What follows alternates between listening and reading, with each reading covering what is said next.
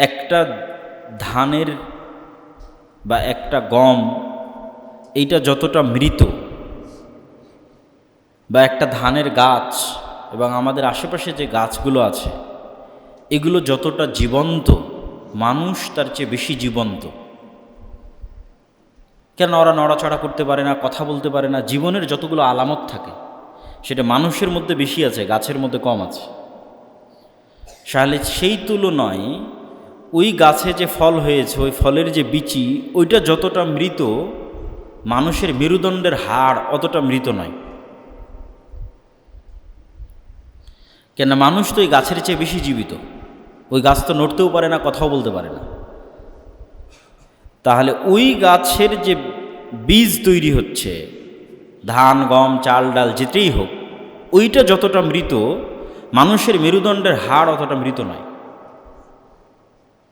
তাহলে ওই মৃত ধান থেকে যদি আল্লাহ সুবহানাহু ওয়া তাআলা পুনরায় আর একটা ধান গাছ তৈরি করতে পারেন, জাস্ট মাটিতে পুঁতে দেওয়ার মাধ্যমে, তো ওইটা বেশি আশ্চর্যের এটার চাইতে যে মানুষের মেরুদণ্ড মাটিতে পুঁতা থাকবে, আবার মানুষ তরতর করে একদিন গজিয়ে উঠবে নতুন মানুষ হিসেবে।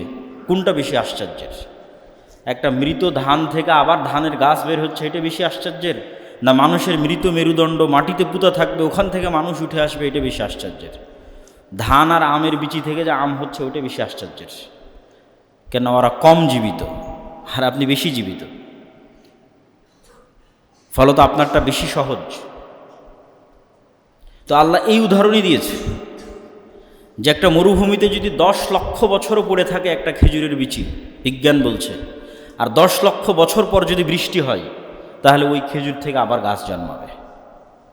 তো বলে যেভাবে আল্লাহ মৃত মাটিকে জীবিত করে, মরুভূমিতে ফল ফলাদি উৎপন্ন করে, গাছ তৈরি করে, তোমরাও মাটি থেকে ওইভাবে উঠে আসবে। এবং মানুষের ক্ষেত্রে এটা আরও সত্য এই জন্য যে মানুষ দৈনন্দিন যত রকমের ভিটামিন, প্রোটিন, যত রকমের মিনারেলস, যা কিছু মানুষ গ্রহণ করতেছে তার শরীরের জন্য, তার সব কিছু মূলত মাটিতে তৈরি হয়। আপনি বলবেন কই, আমি তো গরুর গোস্ত থেকে ভিটামিন নিচ্ছি, এটা তো মাটিতে তৈরি হয়নি। তো গরুর গোস্ত যে ঘাস খেয়েছে, ওই ঘাস মাটিতে তৈরি হয়েছে। মাটি, সূর্য, সূর্যের আলো, মাটি এবং বাতাস, এটা ছাড়া পৃথিবীতে কোনো কিছুই সম্ভব নয়। তাহলে মাটি থেকে যে কলা গাছ তৈরি হলো, ওই কলা আমি খেলাম, ওই কলার মধ্যে যে ম্যাগনেসিয়াম আছে, ক্যালসিয়াম আছে, ওইটা সে মাটি থেকে নিয়েছে। এবার ওই ম্যাগনেসিয়াম এবং ক্যালসিয়াম যখন আমার শরীরে ঢুকতেছে, তখন আমার শরীরে কোষ তৈরি হচ্ছে। তাহলে কলার এই ম্যাগনেসিয়াম আর ক্যালসিয়াম আসলো মাটি থেকে। তাহলে যেই ম্যাগনেসিয়াম ক্যালসিয়াম আমার শরীরে ঢুকে কোষ তৈরি হচ্ছে, সেই ম্যাগনেসিয়াম ক্যালসিয়াম মাটিতে যেহেতু আছে, মাটিতে কেন কোষ তৈরি হবে না? এটার উত্তর কে দিতে পারবে? কেন হবে না? মাটি থেকে বের হওয়া ম্যাগনেসিয়াম ক্যালসিয়াম আপনার শরীরে ঢুকে যদি কোষ তৈরি করতে পারে, নতুন সেল তৈরি করতে পারে, তাহলে কালকে মাটির মধ্যেই কেন কোষ তৈরি হবে না? কেন ওই কলা তো ভিটামিন মাটি থেকেই নিয়েছে।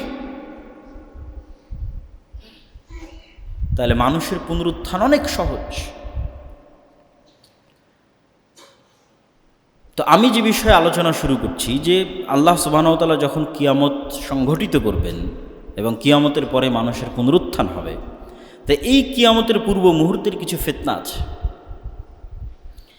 এই ফিতনাগুলোর মধ্যে সবচেয়ে ভয়াবহ ফিতনা হচ্ছে দাজ্জালের ফিতনা। আমি যদিও ধারাবাহিক বলবো সারমর্ম, কিন্তু তারপরও ভূমিকাতেই কিছু কথা বলে নিচ্ছি যে সবচেয়ে ভয়াবহ ফিতনা দাজ্জালের ফিতনা, যেটির বিষয়ে রাসূল সাল্লাল্লাহু আলাইহি ওয়াসাল্লাম বলেছেন যে আদম আলাইহিস সালাতু ওয়াস সালাম থেকে নিয়ে কিয়ামত পর্যন্ত যত ফিতনা পৃথিবীতে সংঘটিত হয়েছে, সেটা কওমে নূহের ফিতনা হোক, কওমে লূতের ফিতনা হোক, সেটা ফেরাউনের ফিতনা হোক, সেটা নমরুদের ফিতনা হোক, সেটা আদ সামুদ জাতির ফিতনা হোক, যত ফিতনা পৃথিবীতে এসেছে, সবচেয়ে ভয়াবহ ফিতনা দাজ্জালের ফিতনা, যেটা উম্মতে মুহাম্মাদি মুখোমুখি হবে যেই ফিতনার। কেন ফেরাউনের ফিতনার চাইতেও দাজ্জালের ফিতনা ভয়াবহ? কেন নমরুদের ফিতনার চেয়েও দাজ্জালের ফিতনা ভয়াবহ?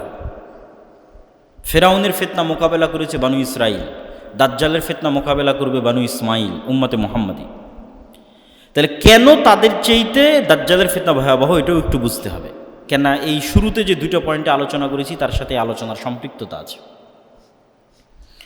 আল্লাহ সুবহানাহু ওয়া তাআলা এই পুরো কোরআনে, আমি বলেছি যে কোরআনের সারমর্মর একটা হচ্ছে আল্লাহর তাওহীদ। ঘুরিয়ে ফিরিয়ে আল্লাহ মানুষকে বুঝাতে থেকেছেন যে কেন আল্লাহর ইবাদত করতে হবে। অসংখ্য যুক্তি তর্ক আল্লাহ তুলে ধরেছেন পবিত্র কোরআন মাজিদে। যেমন সংক্ষিপ্ত দু একটা যুক্তিতর্ক বলি। কুরবানির আগে যে মসজিদে আপনাদের বেরায়েদের যে মসজিদে আলোচনা করছিলাম, সেই মসজিদে বলছিলাম যে ইব্রাহিম আলাইহিস সালাম তার জাতিকে যুক্তি দিয়ে বুঝাচ্ছেন, তোমরা যে মূর্তির পূজা করো এই মূর্তি কথা বলতে পারে না, কানে শুনতে পায় না, তাহলে যে কথা বলতে পারে না, শুনতে পারে না, তার তোমরা কেন ইবাদত করো? তো এইরকম অসংখ্য যুক্তি কোরআনে আল্লাহ তুলে ধরেছে। যে আকাশ থেকে বৃষ্টি বর্ষণ করতে পারে না, যে নদী নালা খাল বিল পাহাড় তৈরি করতে পারে না, তার তোমরা কেন ইবাদত করো? সেটাই মারিয়াম আলাইহিস সালামের সন্তান ঈসা আলাইহিস সালাম হোক, সেটা শাহজালাল শাহপরাণ হোক, মা কালী মা দুর্গা, যত বাতিল ইলাহের ইবাদত মানুষ করতেছে, তারা কেউই রব হওয়ার প্রমাণ দিতে পারবে না। আর যে রব হওয়ার প্রমাণ দিতে পারে না সে ইবাদতের যোগ্য নয়। এই জন্য আল্লাহ সূরা ইখলাস কুল হুয়াল্লাহু আহাদ যে সূরা, এই সূরার মধ্যে রব হওয়ার চ্যালেঞ্জ দিয়েছেন যে তুমি যদি ইবাদতের যোগ্য হতে চাও, রব হওয়ার চ্যালেঞ্জ গ্রহণ করো। লাম ইয়ালিদ ওয়া লাম ইউলাদ, তুমি কি জন্ম হয়েছো কারো পেটে? তাহলে তো তোমার মৃত্যু আছে। তুমি তো অনাদি অনন্ত নও, তাহলে তুমি কেমনে ইবাদতের যোগ্য? মানে জন্ম হলেই তো একটা নির্ধারিত সময়ে আগমন হয়েছে। যার নির্ধারিত সময়ে আগমন হয়েছে সে কেমনে রব হতে পারে? কেন রব মানে তো আসমান জমিন সব কিছু সৃষ্টি করতে হবে। ওয়ালাম ইয়াকুল্লাহু কুফুয়ান আহাদ, তোমার মতো কেউ আছে কিনা? এবং আয়াতুল কুরসিতেও একই চ্যালেঞ্জ দেওয়া আছে। আল্লাহু লা ইলাহা ইল্লা হুয়াল হাইয়ুল কাইয়্যুম, চিরঞ্জীব, মারা গেছে কিনা দেখো, মরলে ইবাদতের যোগ্য কেমনে হয়? যে চিরস্থায়ী চিরঞ্জীব সে ইবাদতের যোগ্য। লা তাখুযুহু সিনাতুন ওয়ালা নাওম, বিনা ঘুমে থাকতে পারি কিনা, বিনা রেস্টে থাকতে পারি কিনা দেখো। কে আছে, কোন মানুষ আছে বিনা ঘুমে টিকে আছে, বিনা খাওয়ায় টিকে আছে? নাই। তাহলে নাই মানে এটা তার দুর্বলতা। এই দুর্বলতা যার মধ্যে আছে সে কিভাবে রব হতে পারে? এরকম অসংখ্য যুক্তি আল্লাহ তুলে ধরেছে। যুক্তিগুলোর সারমর্ম হচ্ছে যে রব হওয়ার প্রমাণ দিতে পারবে না সে ইবাদতের যোগ্য নয়। তো এই যুক্তিতে ফেরাউন বাতিল প্রমাণ হয়ে গেছে, এই যুক্তিতে নমরুদ বাতিল প্রমাণ হয়ে গেছে, আরও অসংখ্য যত বাতিল ইলাহ ছিল সবই বাতিল, আজকেও বাতিল প্রমাণ হবে। কিন্তু ভয়ঙ্কর বিষয় হচ্ছে এত সত্য যুক্তি থাকার পরেও কত পার্সেন্ট মানুষ আল্লাহর ওপর ঈমান আনয়ন করেছে। এত শক্তিশালী মজবুত যুক্তি থাকার পরেও আজকের কত পার্সেন্ট মানুষ শিরক মুক্ত আছে? এবার চিন্তা করেন সেই দিন কি হবে যেই দিন দাজ্জাল শুধু উলুহিয়াতের দাবি করবে না, রব হওয়ার প্রমাণও দিবে। যেই দিন দাজ্জাল বলবে আকাশ বৃষ্টি বর্ষণ করো, তো আকাশ বৃষ্টি বর্ষণ করবে। জমিনকে বলবে ফসল উৎপাদন করো, তো ফসল উৎপাদন করবে। বলবে বৃষ্টি বর্ষণ করিও না, বৃষ্টি বর্ষণ হবে না। ফসল উৎপাদন করিও না, ফসল হবে না। এমনকি মানুষকে হত্যা করে ইনস্ট্যান্ট মৃত মানুষকে জীবিতও করতে পারবে দাজ্জাল। তার কাছে জান্নাত থাকবে, জাহান্নাম থাকবে। তাহলে রব হওয়ার যে আলামতগুলো থাকে তার কিছু কিছু আলামত দাজ্জাল পূরণ করতে পারবে ইনস্ট্যান্ট। তাহলে চিন্তা করেন, মানুষ আজকের যুগে এমন কেউ নাই যে রব হওয়ার প্রমাণ দিতে পারবে, তারপরও মানুষ ওই বাতিল ইলাহগুলোর ইবাদত করতেছে। কোরআনের এত শক্ত দলিল থাকার পরও, এত শক্ত যুক্তি থাকার পরও ওই সমস্ত বাতিল ইলাহের মানুষ ইবাদত করতেছে যাদের রব হওয়ার প্রমাণ তারা দিতে পারবে না। তাহলে এই মানুষগুলোর কি হবে সেই দিন যেই দিন দাজ্জাল নিজের রব হওয়ার প্রমাণ দিয়ে দিবে? সেই দিন তো যারা আজকে তাওহীদপন্থী আছে এরাও পথভ্রষ্ট হয়ে যাবে। আপনাকে একটা ছোট্ট এক্সাম্পল দিই, উদাহরণ দিই। এই যে তেলের সংকট, গাড়িতে তেল পাওয়া যাচ্ছিল না কিছুদিন পূর্বেই, তেল নাই, বিদ্যুৎ নাই, কিছু নাই।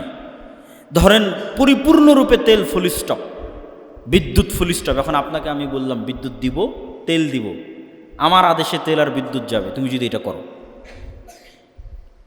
কয়টা মানুষ তার উলুহিয়াতের জায়গা ধরে রাখতে পারবে আল্লাহ সুবহানাহু ওয়া তাআলার প্রতি?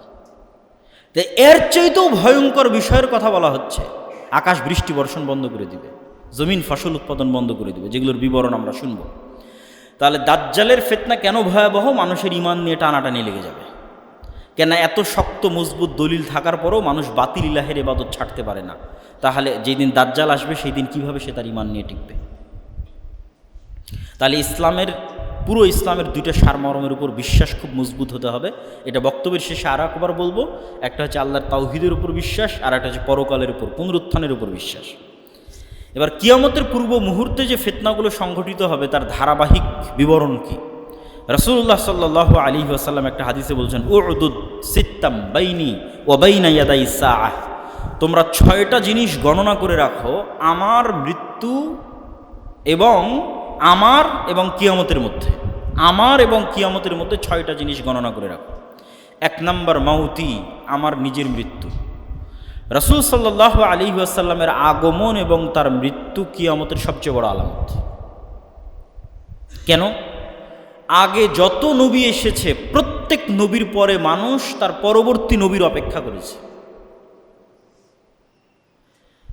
মানুষের কাজ কি ছিল? একজন নবী চলে গেল, পরের নবীর অপেক্ষা করো, এটা মানুষের দায়িত্ব ছিল। এরপরে কে নবী আসতেছে দেখো। কিন্তু মুহাম্মদ সাল্লাল্লাহু আলাইহি ওয়াসাল্লাম আসার মাধ্যমে এবং তার মৃত্যুর মাধ্যমে পরবর্তী কোনো নবীর অপেক্ষা নয়। মানে বাক্যটা এরকম, ঈসা আলাইহিস সালাতু ওয়াস সালামের পরে কে? মুহাম্মদ সাল্লাল্লাহু আলাইহি ওয়াসাল্লাম। দাউদ আলাইহিস সালাতু ওয়াস সালামের পরে কে? সুলাইমান। তাহলে মুহাম্মদ সাল্লাল্লাহু আলাইহি ওয়াসাল্লামের পরে কে? শূন্য স্থান পূরণ হচ্ছে কিয়ামত। এটাই বাক্য। মুহাম্মদ সাল্লাল্লাহু আলাইহি ওয়াসাল্লামের পরেই কিয়ামত, আর কোনো নবী নাই তো। তাহলে মুহাম্মদ সাল্লাল্লাহু আলাইহি ওয়াসাল্লামের আগমন কিয়ামতের সবচেয়ে বড় আলামত এবং তার মৃত্যু কিয়ামতের সবচেয়ে বড় আলামত। 2 নম্বর তিনি বললেন মসজিদে আকসার বিজয়, তথা মসজিদে আকসা মুসলমানেরা বিজয় করবে, যেটা ওমর রাদিয়াল্লাহু তাআলা আনহুর যুগে বিজয় হয়েছে একবার, সুলতান সালাহুদ্দিন আইয়ুবীর যুগে বিজয় হয়েছে একবার, সামনে হয়তো আরও হতে পারে। তারপর রাসূল সাল্লাল্লাহু আলাইহি ওয়াসাল্লাম বললেন ভয়াবহ মহামারী, ছাগল বা মুরগি এদেরকে যখন মহামারী মড়ক লাগে, এরা যেমন সব মরে সাফ হয়ে যায়, মানুষ এরকম মরে সাফ হয়ে যাবে।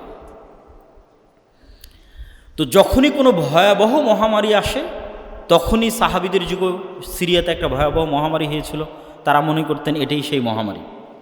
তো এটা নির্ধারিত করা সম্ভব নয়, কিন্তু পৃথিবীতে ভয়াবহ মহামারী দেখা দিবে, সামনেও ভয়াবহ মহামারী আসতে পারে। 600 কোটি মানুষ মরে 10 কোটি থাকতে পারে, 50 কোটি থাকতে পারে, অস্বাভাবিক কিছু নয়। কেন হাদিসের বাক্যের মৃত্যুর যে ভয়াবহতা, যে পশু প্রাণীতে যখন মড়ক লাগে তখন যেমন সম্পূর্ণরূপে সাফ হয়ে যায়, ওই রকম মানুষ সাফ হয়ে যাবে। তারপর রাসূল সাল্লাল্লাহু আলাইহি ওয়াসাল্লাম বললেন ধন সম্পদের আধিক্য, যে মানুষকে 100 টাকা দিলে সে এটাকে কম মনে করবে, 100 দিনার দিলে সে এটাকে কম মনে করবে। তো আগের যুগের আলেম ওলামা বহু যুগকে নির্ধারণ করেছেন যে এই যুগ সেই যুগ। যেমন ওমর ইবনে আব্দুল আজিজের যুগে এত বেশি পরিমাণে আল্লাহ বরকত এবং রহমত দিয়েছিলেন, ধন সম্পদের এত আধিক্য তৈরি হয়েছিল যে জাকাত নেওয়ার মতো মানুষ খুঁজে পাওয়া যেত না। তো এরকম অসংখ্য যুগকে তারা বলেছেন এই যুগ সেই যুগ। আল্লাহ সুবহানাহু ওয়া তাআলা ভালো জানে কোন যুগ সেই যুগ। সুম্মা ফিতনাতুন লা ইয়াবকা বাইতুম মিনাল আরাব ইল্লা দাখালাতহু, তারপর এমন এক ফিতনার আবির্ভাব হবে যেই ফিতনা আরবের প্রত্যেক ঘরে প্রবেশ করবে। আরবের প্রত্যেক ঘরে, পৃথিবীর প্রত্যেক ঘরে নয়। কেউ ব্যাখ্যা করেছেন এই ফিতনা হচ্ছে আধুনিক যুগের মোবাইল, স্যাটেলাইট, টিভি ইত্যাদি। কিন্তু আমার মনে হয় কোরআন এবং হাদিসে যত জায়গায় ফিতনা শব্দ ব্যবহার হয়েছে সব জায়গায় মারামারি, গণ্ডগোল, হত্যা, বিগ্রহ ইত্যাদি বিষয় ব্যবহৃত হয়েছে। ফলত ফিতনা অর্থ যেহেতু সারা পৃথিবীর সব ঘর বলা হয়নি, আরবের প্রত্যেক ঘর, সেহেতু ফিতনা অর্থ গণ্ডগোল, গৃহযুদ্ধ, মারামারি। এখন যেমন আরব বিশ্ব উত্তপ্ত, এর চাইতে আরও 1000 গুণ, লক্ষ কোটি গুণ উত্তপ্ত হয়ে যাবে, যে প্রত্যেকটা ঘর যুদ্ধে অংশগ্রহণ করবে, যুদ্ধে জড়িয়ে পড়বে। এবং আর এক হাদিস থেকে রাসূল সাল্লাল্লাহু আলাইহি ওয়াসাল্লামের এই আমি যে ব্যাখ্যা করেছি এটা সত্যতা পাওয়া যায়।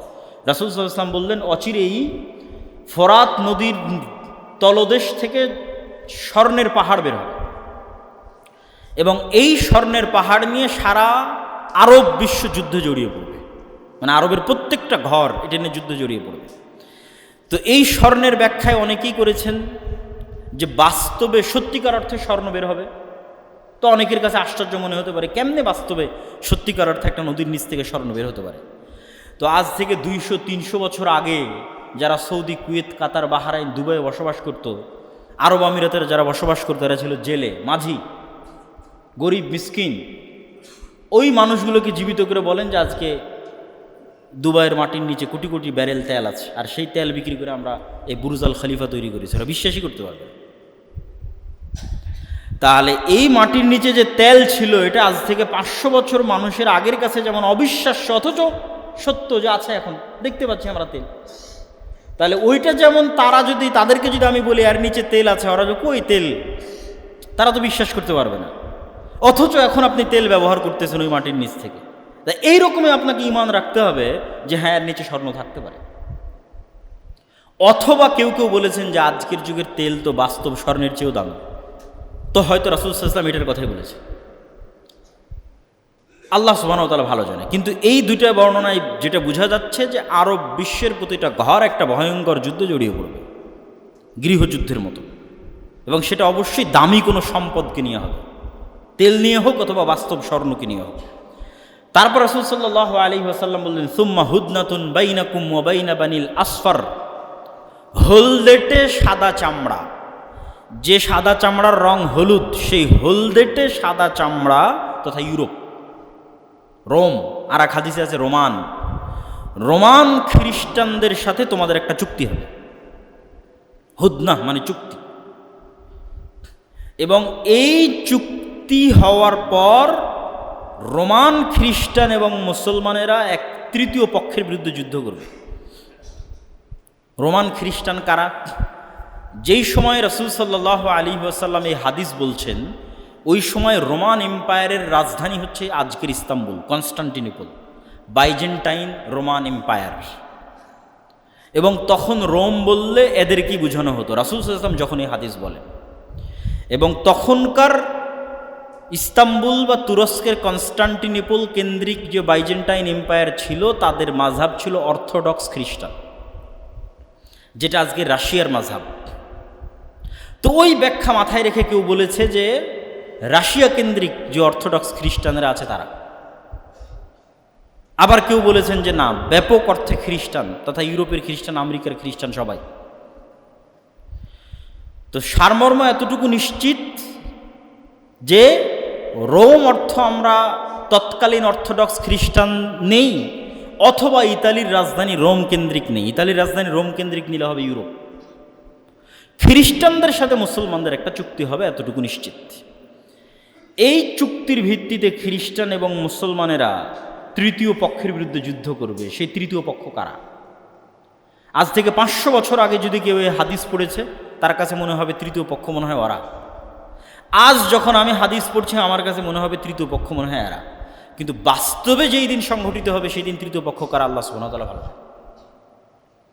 আজকে মনে হতে পারে যে হয়তো সেই তৃতীয় পক্ষ আমেরিকা তথা ইউরোপ আর মুসলমানের একমত হয়ে গেল, অথবা রাশিয়ার মুসলমানের একত্রিত হলো, তৃতীয় পক্ষ হয়তো ইউরোপ অথবা আমেরিকা, অথবা মনে হতে পারে তৃতীয় পক্ষ ইসরায়েল নিজেই, ইহুদিদের রাষ্ট্র, অথবা তৃতীয় পক্ষ হিন্দুরা, বৌদ্ধরা, চাইনিজরা, আল্লাহু আ'লাম।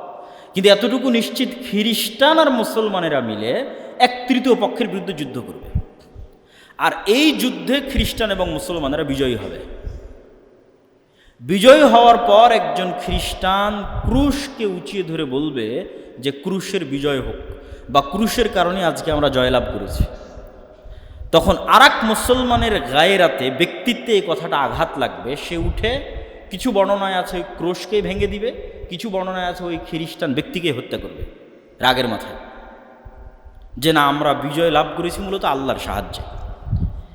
এই কথার ভিত্তিতে খ্রিস্টান এবং মুসলমানেরা মুখোমুখি দাঁড়িয়ে যাবে, বড় এক যুদ্ধের রূপ নেবে। এই যুদ্ধের বর্ণনা দিতে গিয়ে রাসূল সাল্লাল্লাহু আলাইহি ওয়াসাল্লাম বলছেন, লা তাকুমুস সাআহ হাত্তা ইয়ানজিলা রোম বিল আমাক আও বিদাবিক, ততদিন পর্যন্ত কিয়ামত হবে না যতদিন রোমান খ্রিস্টানেরা তোমাদের মোকাবেলায় যুদ্ধ না করছে আমাক এবং দাবেক নামক জায়গায়। আজকের যারা ভূগোল নিয়ে অ্যানালাইসিস করেন, তারা অ্যানালাইসিস করে দেখেছেন যে এই জায়গাটি হচ্ছে তুরস্ক এবং সিরিয়ার সীমান্তবর্তী অঞ্চল। আজকের তুরস্ক এবং আজকের সিরিয়ার যে সীমানা আছে, এই সীমান্তবর্তী, হালব বলে আরবিতে, ইংরেজিতে বলে আলেপ্পো, এটা একটা প্রদেশ। এই প্রদেশের অন্তর্গত ইদলিব শহরের আশেপাশের দুইটা জায়গার নাম হচ্ছে আমাক এবং দাবেক, এখন ওই নামেই আছে।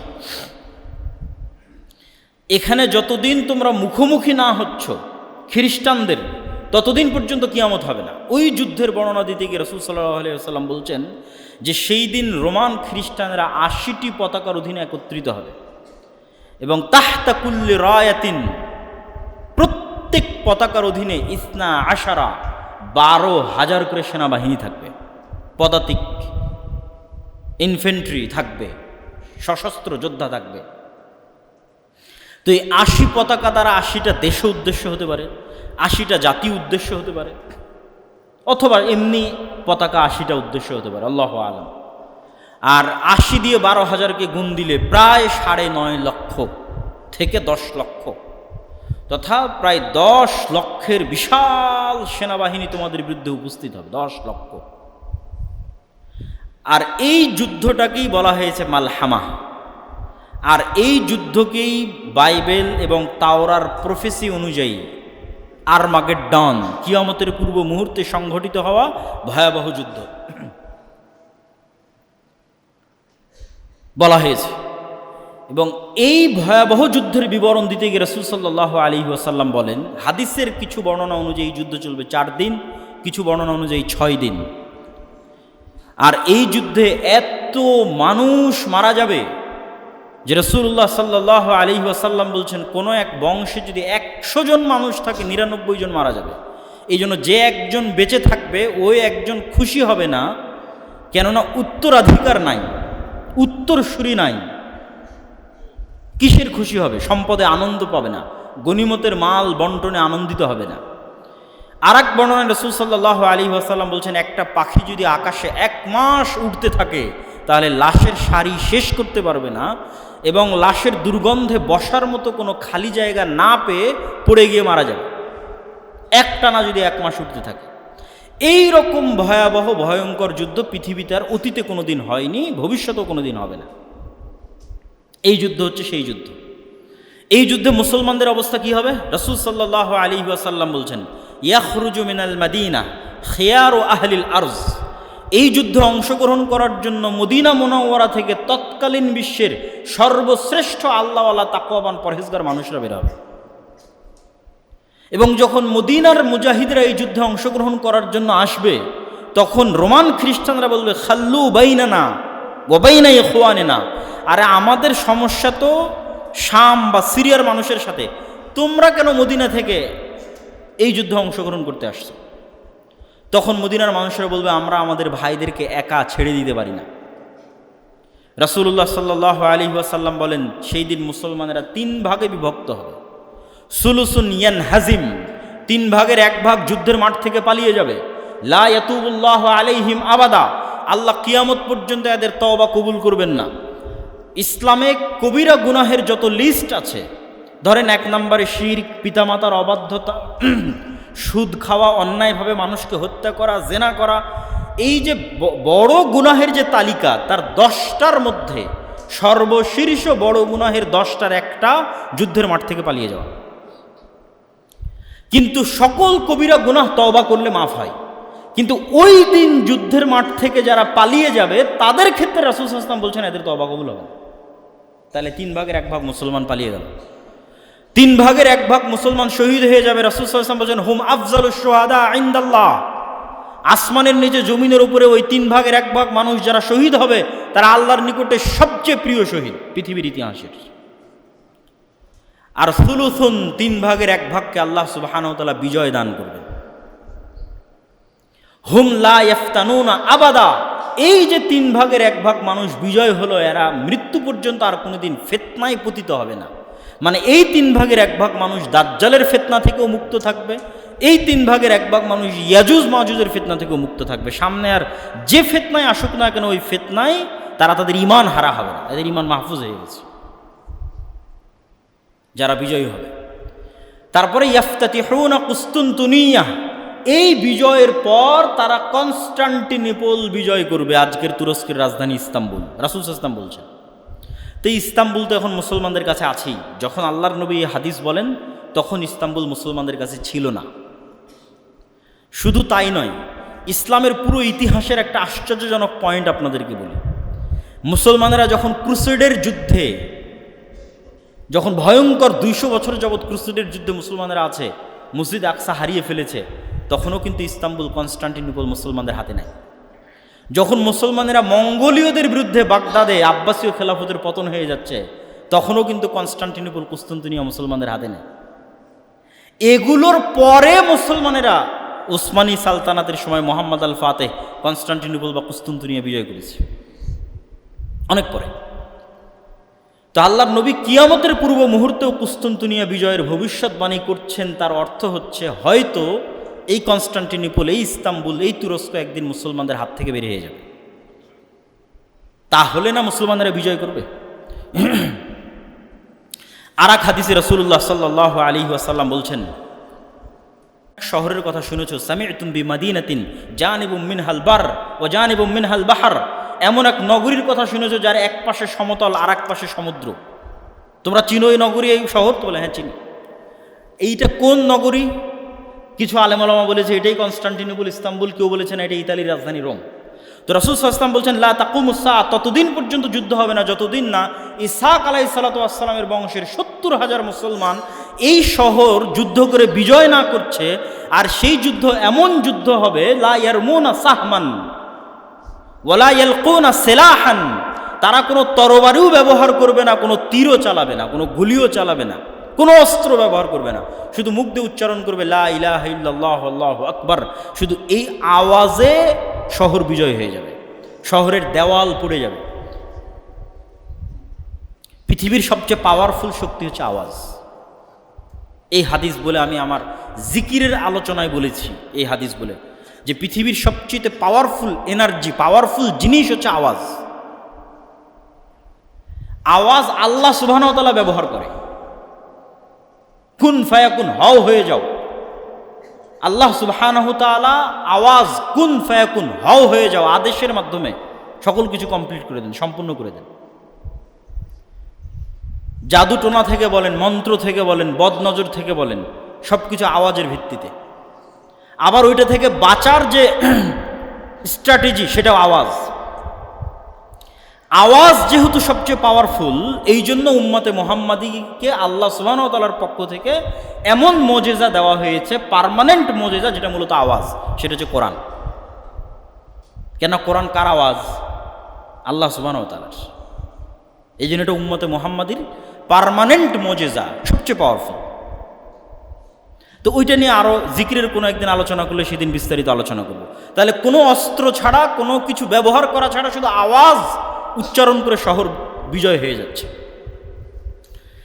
আর কেউ বলেছেন এই শহর হচ্ছে ইতালির রাজধানী রোম, তথা ওই যে মালহামা সংঘটিত হলো, ওই মালহামার পরে মুসলমানেরা যেমন কনস্টান্টিনোপল বিজয় করবে, বিজয়ের পর এই বিজয়ের ধারা চলতেই থাকবে, চলতে চলতে ইতালির রাজধানী রোম পর্যন্ত এই বিজয় পৌঁছে যাবে। আর এই বর্ণনা লজিক্যাল। কি জন্য লজিক্যাল? যদিও ওই হাদিসটা জয়ীফ, কিন্তু কনটেক্সট বলছে এটা সম্ভব।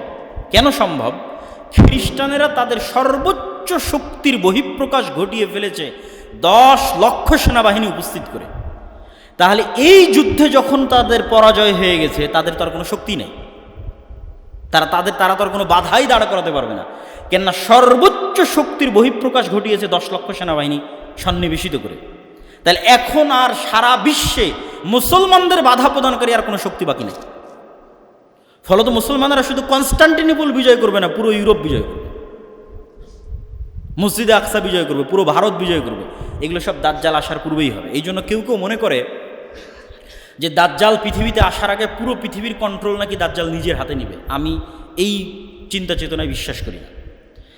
হাদিসের কনটেক্সট বলতেছে দাজ্জাল বের হওয়ার আগেই, ঈসা আলাইহিস সালাতু ওয়াস সালাম আসার আগেই সারা পৃথিবী মুসলমানরা বিজয় করে নিচ্ছে।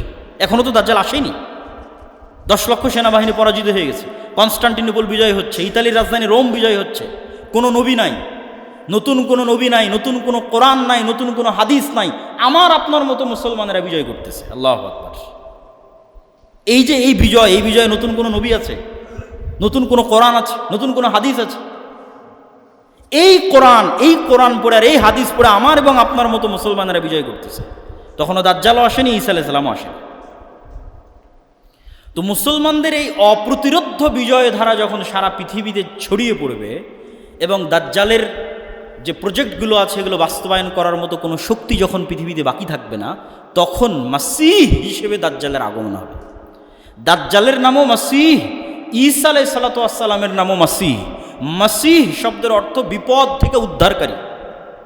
দুইজনই মাসিহ, একজন সত্য মাসিহ, একজন মিথ্যা মাসিহ, একজন ধোকাওয়ালা মাসিহ আর একজন সত্যিকারের অর্থে মাসিহ। তাহলে দাজ্জাল বিপদ থেকে উদ্ধার করবে কাদেরকে? ও তো মাসিহ, ওকে তো কাউকে না কাউকে বিপদ থেকে উদ্ধার করতে হবে। তো বিপদে না পড়লে উদ্ধার করবে কিভাবে? তথা যত বাতিল শক্তি আছে সকল বাতিল শক্তি বিপদে পড়ে গেছে। ওই যে মুসলমানরা সারা পৃথিবী বিজয় করে নিচ্ছে। তো এখন দাজ্জালকে নিজেকেই বের হতে হবে বিপদ থেকে বাঁচানোর জন্য, ইহুদি এবং খ্রিস্টানদেরকে। এই জন্য সে মাসিহ। আর সত্যিকার অর্থেই দাজ্জাল যখন বের হবে তখন সে ইহুদিদের মাসিহ হিসেবে বের হবে।